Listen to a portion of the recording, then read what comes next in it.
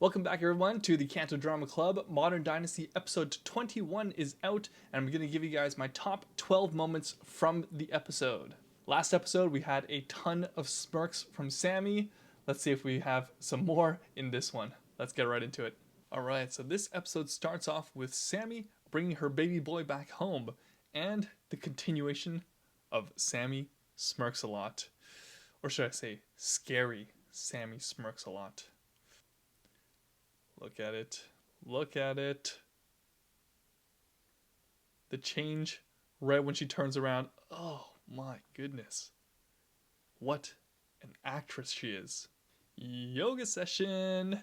When did they get a yoga studio in their house? Or are they at some studio? I don't even know. But it's nice. It's nice to see some yoga in here. After this yoga session, Sammy complains that she's getting a little bit tired. Probably just from all the work that she's had to do, as well as taking care of the baby.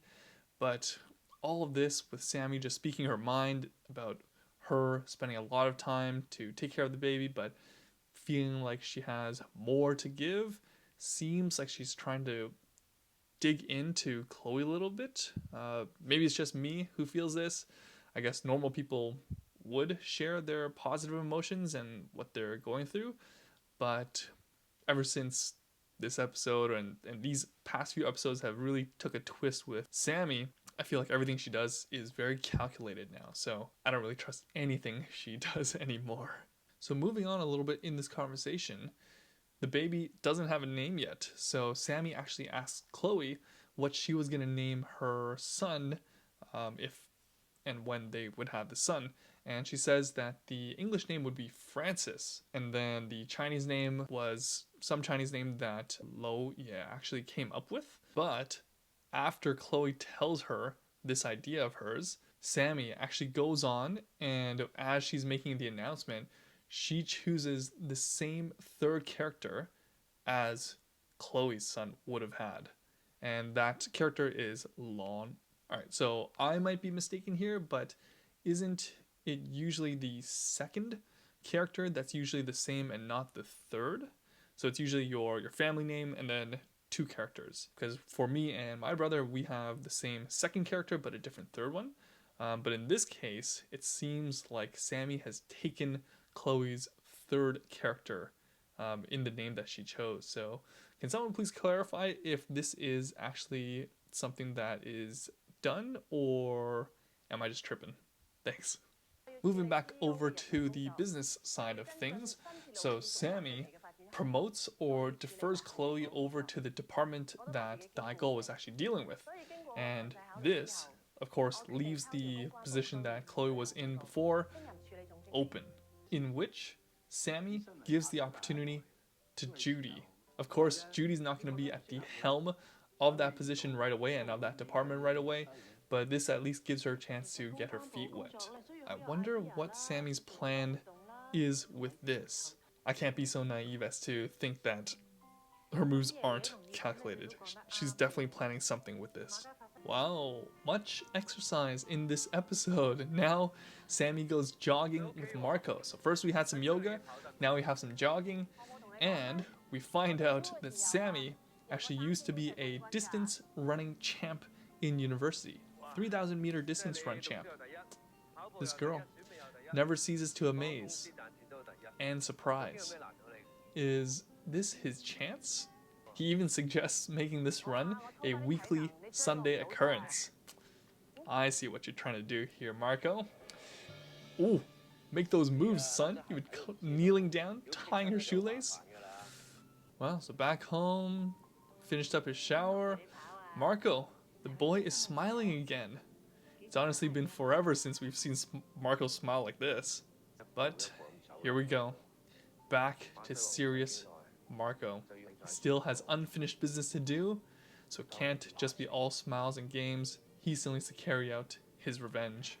Alright, literally the next scene in this episode, Byukafu proves that he is just super extra. He brings an air purifier over to Chloe's office. And of course, he means well. He even brings an extension cord to plug it in, making sure that everything reaches. But the moment he plugs it in, he just shorts the whole floor of electricity, and the employees outside lost all their unsaved files. Chloe, of course, is pissed at him and tells him not to continue with all these little things that he's trying to do. It's giving her an absolute headache. She even tells Thomas to take him back. Back in the sauna, we go for some boy talk. Thomas tips off Byul-Ka-fu and tells him to continue helping Chloe without letting her know. He can still be kind of that guardian angel, but just keep it to a low profile. In other words, take the hint and just bug off. Alright, press conference time with Gamlong and Ma Si-Zaptun. At this event, Judy steps up as the MC for the very first time, and she does a pretty good job actually in my opinion. At this press conference, Marco gets a text, and he goes to check it out. As he's going to check this text, his expression changes a little bit as he's doing the reply. I wonder what is said. Also, this Gamlong, always snooping around Chelsea. This boy is persistent. He even asks Chelsea to be his +1 at the big lawyer, so Chelsea's former mentor. It's his 60th birthday and they've got a big party, and apparently now he works for Gamlong. So this big birthday bash, he is going to need a +1, so there's Chelsea. Even Sammy nudges her to go. What is Sammy's deal? She seems to really want to push the two of them together. She must have made a deal somehow. Continuing forward in the episode, Marco requests for Nick to assist him in his matters. What does Marco want with Nick? Is it just to get on Sammy's good side? Oh man, I can't trust anyone anymore. I feel like I'm just super alert with everything that everyone is doing, and I feel like everyone has a hidden agenda. So we gotta sit tight, just wait and see what's gonna unfold. Alright, continuing on with Marco, he speaks with this Mr. DeRossi, and they're speaking a combination of English, but majority of the conversation is in Mandarin, so I do get a little bit lost here. If anyone knows how to read the subtitles here in Chinese, or if you actually understand Mandarin and you know exactly what they're saying here, please let me know, because I feel like this is quite important. I need to find some English subs for this. Oh my goodness, Chloe finally realizes that Byul-Ka-fu is actually her dad. The jig is up, and as they do these flashbacks, what is this perspective? This Chloe's point of view. Oh man, that is some creepy stuff. She seals the deal on this episode by kicking Byul-Ka-fu out of her office and saying that she'll never, ever accept the fact that he is her father. He's been gone for so many years. She doesn't even need a dad like him. Another episode that ends with Chloe. Is this foreshadowing something? If you want to see what happens as the series winds down, please smash that like button and make sure you subscribe and turn on the notification bell so you know when I'm going to drop the next video. Alright, until next time, I'll see you guys then. Have yourselves a wonderful day. Peace.